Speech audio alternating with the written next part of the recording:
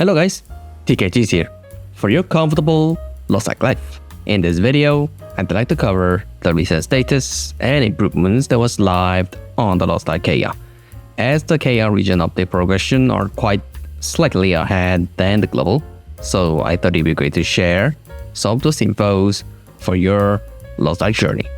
Now follow me, I'll show you what you need. Before we go in this video, I'd like to explain another engraving of Wild Soul from the one covered in the last video.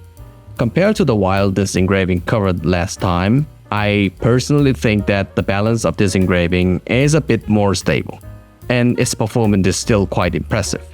But I believe it requires considerable skills and intuitions to support that performance. There are also several builds, but I would like to introduce the most commonly used build among them. One more thing to mention, this engraving and build may also change with future release. If that happens after its global release, I will introduce you to the most stable build in Korea through a class build video. This time, the engraving I will cover is 환수각성 of the Wild Soul. Since there is no official translation yet, I will keep it in Korean. If I were to translate it roughly, it would be something like awakening. Unlike the wildness engraving, 환수각성 removes these skills, which involve transforming into a bear or fox, and instead changes the form of the Wild Soul and to deal damage by yourself. When this form is activated, various positive effects can be gained. For example, it increases the critical damage, which will be explained in more details in the mechanism section. As you might guess, 환수각성 use swiftness instead of wildness engraving. However, what is surprising is that 환수각성 is based on critical. The reason is simple. The main skills of 환수각성 have very high critical damage, ranging from 460% to 660%, making it crucial to secure a 100% critical rate. Nevertheless, there are builds based on swiftness as well. However, the performance and skill cycle video shown in this video are of course based on critical build. In fact, to be honest, the current trend is to mainly use critical. Moreover, it goes without saying that full critical can show stronger performance. Actually, the engraving build is quite straightforward.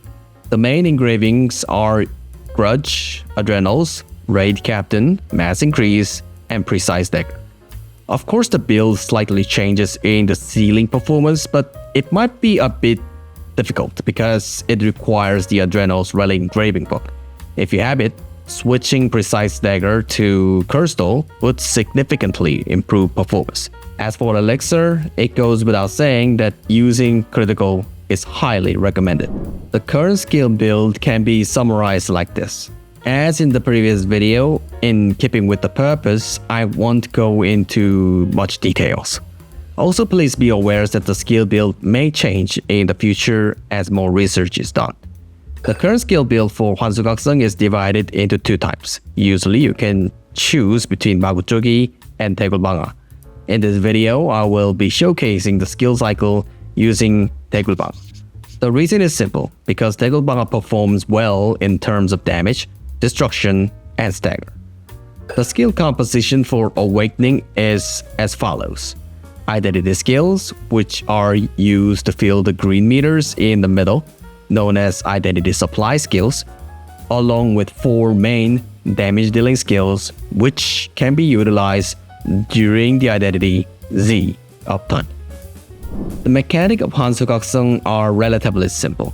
If you've watched the previous video, you could know that Z skills of wildness changes to a transformation Z skill.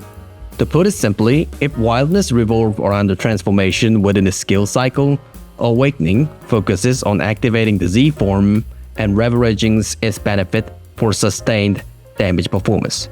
Thus, you will aim to fill the green human meter and then enter the Z form to continue your skill cycle.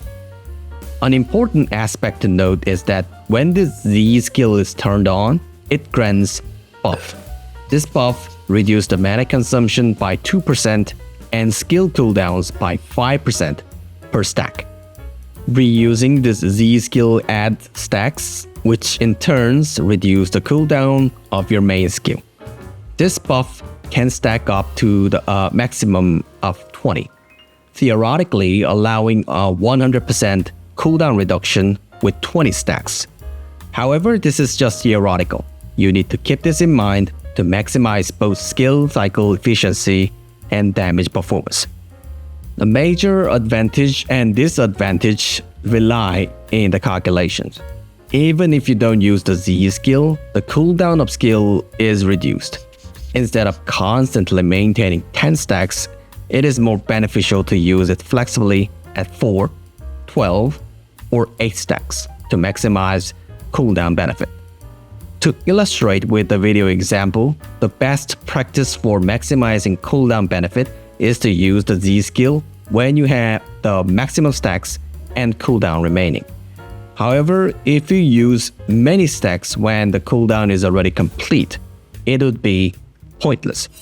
Thus, the key is to use the stacks flexibly. Use them when a certain number is achieved, then restart the skill cycle to gain maximum benefit. Now you have two options to choose from. The first option is to maintain constantly stable damage performance, and the second option is to maximize damage performance.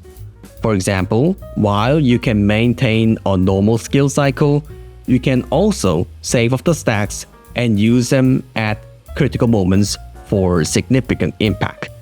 By gathering 20 stacks and then using your main skills followed by the Z skills, you can use your primary skills again without any cooldown. Therefore, optimizing your skill cycles through such calculations and strategies is crucial. Managing these stacks and timing your skill usage are key factors that determine masteries of this engraving. So, to put it simply, in some situation, it is more efficient to use the Z skill freely, whereas in certain raid patterns, it's much more effective to save it for extreme performance. And now that I think of it, I forgot to mention that you can manually turn off the Z skill by pressing X. It's similar to the burst mode of the Predator Slayers, but that means, like the Slayers, there might be situations where you manually need to turn it off. The difference is that while the Predator must forcibly wait for Z to come back, Awakening can simply turn it off and then recharge their identity, which may have low risk. Actually, I don't usually leave reviews for specific classes. However, since some guys have requested it, I will leave a very personal reviews. In fact, I think Awakening is an engraving with many advantages. In fact, compared to many Swift build with busy hands, this is quite stable and show good damage performance. In a way, it can be considered a very stable damage performer. However, the skill cycle shown just now requires a lot of calculation and proficiency. You need to think independently and use the stacks flexibly according to various variables. In that sense, it can be considered a rather tricky class engraving. Additionally, as mentioned earlier, there are cases where you need to manually end the Z mode by pressing X. And personally, I think this Awakening engraving is really worth trying for everyone. It might look like have a complex and dynamic skill structures, but has a very light and simple skill structure. Therefore, if you want to try it out when it released in February, I highly recommend it.